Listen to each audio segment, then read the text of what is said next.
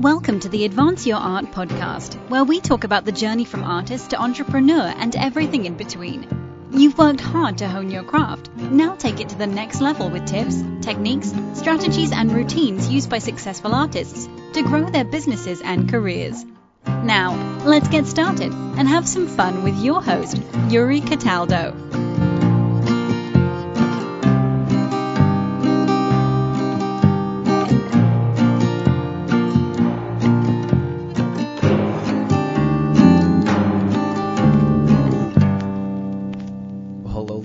Welcome to the show. How are you this evening? I'm great, Yuri. How are you doing? I'm fantastic. I'm so pleased that you're able to join me. I'm thrilled to be here. Well, thank you.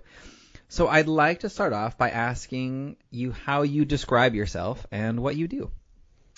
Well, I describe myself as a catalyst, an instigator, a motivator, a provocateur. Other people describe me as a punch in the face wrapped in a warm hug. At least that's how I was described last week a couple times. I spoke at a giant conference in Canada, one day in Calgary, the next day in Vancouver, and there were 5 speakers, including me, and the 5th speaker was Malala. So, you know, that was intimidating. Mm-hmm. And that's how I was described when I came out on stage. So it's an interesting question. How do you describe yourself versus how do other people describe you? And what do? I get people unstuck.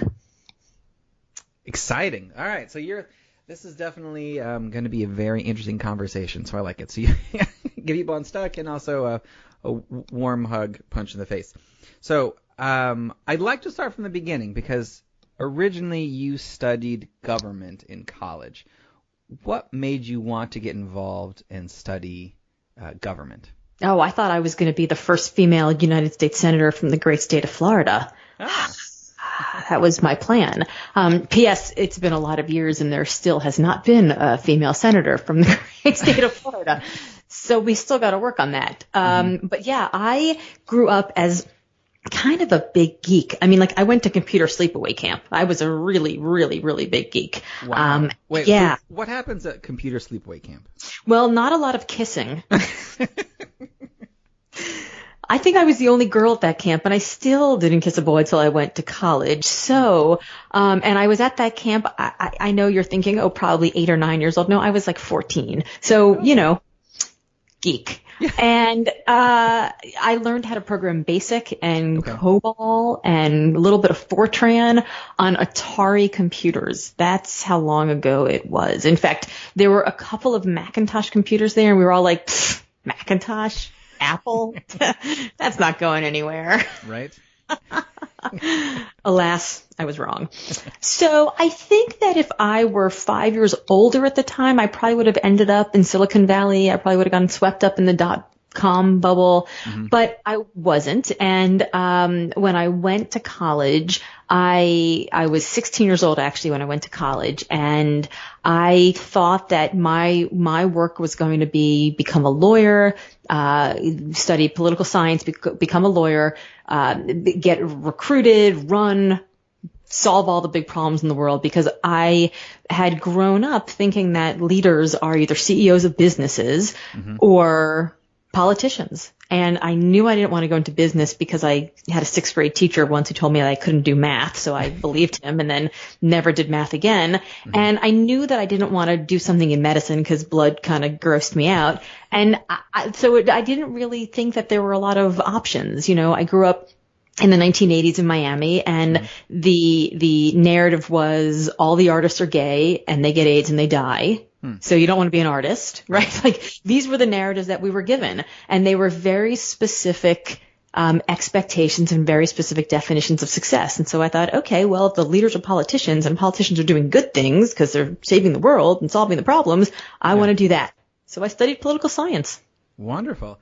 And then, so it looks like shortly after you graduated, you got a job on the Clinton-Gore transition team. How did that happen? Well, first I went to law school, and then I dropped out of law school.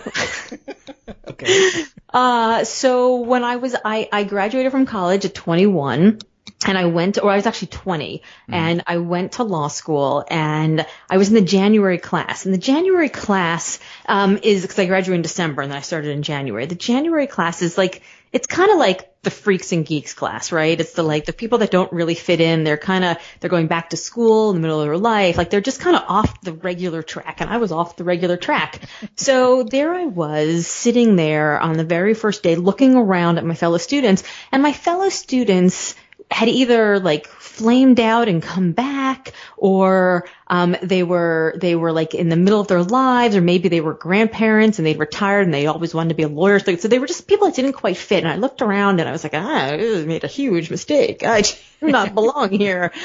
And so I did what anybody does when they're in a terrible situation. I dated the guy you should never date.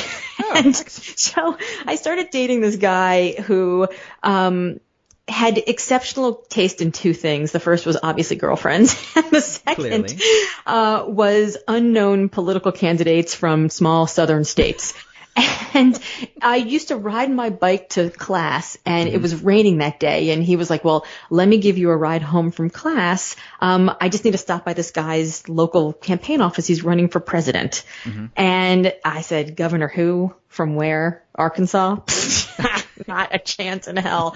But this guy put my bike in the back of his IROC Z. Yeah, nice. Yeah. You know the guy I'm talking about, right? Yes, I do. You can picture this. All your listeners are like, yep, I know the guy. I can picture the mullet. Yep, I know the guy. And we stopped by in this tiny little campaign office, because back then, before the internet, you had to actually go physically to like a small local strip mall. And we walk into the small local strip mall. In the corner of the room is a little black and white TV with then Governor Bill Clinton, and he is giving this impassioned talk about this idea of community service in exchange for college tuition, that there's nothing that's wrong with America that can't be fixed with what's right with America.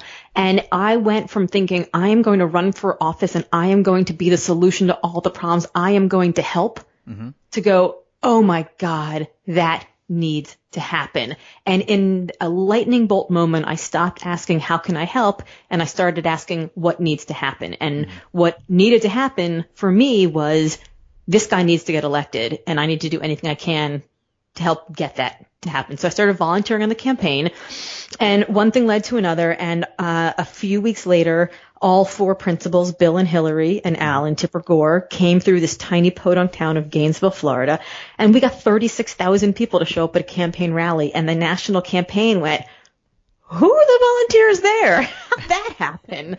And I got hired onto the national campaign for all of the ramen soup I could eat and all the idealism I could stomach, and ate a whole lot of cold pizza and spent the next few months traveling around the country, putting on rallies all over the United States. And on that campaign, I met a friend who became the volunteer coordinator at the transition team after he got elected, and told me where to go on the first day. And I just kept showing up. They kept paying me nothing, and I kept showing up. That's excellent. Oh, that's right. So how long were you part of their team then? So I was on the transition team from election day to inauguration day. And on 12/01, inauguration day, I walked into the White House wearing my mother's hand-me-down suits with giant Alexis Carrington shoulder pads. That's amazing. And what was it like when working in the White House? What was it like? It was egomaniacal. It was heady. It was romantic. It was exciting. It was idealistic. It was ass handing to you every single day. There were constantly people, I didn't end up there because I was one of the bright young things. I wasn't this Harvard educated, Ivy, fancy pants genius. I ended up there because I just kept showing up. And I would walk in every single day and I'd look around at all these young, brilliant minds, and they would walk in with their New York Times magazine all dog-eared and marked up, and they would sit before meetings would start with their yellow legal pads, and they would write, furiously writing all these ideas. And I would look at them and think, what are they writing about? I had no ideas at all. And they seemed so full of ideas. They couldn't even bother to say hello. They were so busy writing them down. So I did what they did, and I would just sit and I'd start writing things down, and half the time they'd be like letters to friends. Like I just didn't really know what else to write. I was just faking it, and I was faking it till I made it. And the problem with that is that I was so busy faking it that I actually didn't learn how to be myself, because I was trying really hard to be them, and I was not good at it because I wasn't them. I was just an iterative version of them. I wasn't figuring out who I was. And not only that, I also missed all the conversations happening around me, the relationships that were forming, the information that I could have been gleaning, like all of it, because I was so busy trying to look like I had my crap together. Then I never figured out how to get my crap together. Yeah. So it's an interesting thing you just brought up, the idea of like trying to solve yourself in the middle of all this. How would I know we'll talk about this a little bit in a little bit. You have a book that kind of talks about this concept, but what, I guess, if you could have done that moment again, how would have you looked at that situation differently? I think that there needed to be a little bit of me looking like I belonged there, right? You know, the walking in with the look on your face that you're so confident so long nobody asks you any questions. But I think I would have spent more time forming relationships with other people and not trying so hard to tell them what I knew, but ask them what they knew. You know, you don't have to ask questions in a way that's like, I don't know anything, please tell me. You can just ask people about their experience and their opinions, and you can do it in a way that doesn't have to show that you know nothing, but shows instead that you're interested in learning everything. That's a very good point. So when was it during your, I guess maybe it was your time there or before, that your interest in the nonprofit sector was developed? Oh, how did I become an executive recruiter? That's an interesting story. So I worked there for 4 years. We helped create AmeriCorps, right, the largest national service program in the United States, where young people serve in college in exchange for college tuition. We've had over 1 million people have served in that program, and I'm exceptionally proud of that. And then the 1996 campaign was rolling around, and I went to my boss, my mentor, and I said, Eli, I think it's time for me to leave and to go out on the campaign trail. And he said, Laura, you're too young to do anything real. You're too old to eat cold campaign pizza and sleep on a high slope gymnasium floor like you did 4 years ago. And you're too young to be the domestic policy advisor, so you shouldn't go back on the campaign trail. He basically was like, no, that's a terrible idea. And he said, you should go talk to my friend Arnie Miller, my best friend for the last 40 years, and he runs an executive search firm that works specifically in the nonprofit sector. You should go talk to him. He'll find you a job in nonprofits. You'll hide out for 4 years, fighting the good fight, doing the right thing, and then you'll come back and do something big on the Gore campaign. In 2000, and I said, great, sounds like a plan. I sat down with Arnie Miller 2 days later, and he said, yeah, you don't want to work in the nonprofit sector. You should come work for me. I'll teach you everything you need to know about leadership, and it'll be great. And I said, wait a minute. Your job's in Boston, right? And he said, yes. And I said, well, the guy that I'm dating now, who's, by the way, not driving an IROC Z, he's the one, and he doesn't yet know it yet, but he's the one. And he's about to move to Boston to get his PhD in economics. I'll take the job. Yeah. Tell me what you do again. And that's how I became a headhunter. So I would love to say that every career move I've had has been strategic and planful, and that I've executed exactly on the strategy. But I think that would be a disservice to your listeners, to anybody that I talk to who looks at me and says, she seems like she's got it all figured out. Well, the truth is that I never have, and I've made it up as I go along. And in 20 years of doing executive search, first for Arnie, for 4 years for the best and the brightest in the business, and then for 16 years on my own with the search firm that I founded and ran and eventually sold to my people, the most interesting people I met along the way, the best leaders, the ones who were our most successful placements, were the ones who had left turns and U-turns and right turns and never went in a straight line anywhere, but who followed something that was interesting to them to do good work with good people. So yeah, I'd like to say that I had this very specific interest in nonprofits, and that's what led me into doing a nonprofit executive search. The truth is, I just wanted to do good things that were good for the world with people who I thought would have my best interest at heart. And that's how I ended up in executive search. Oh, wonderful.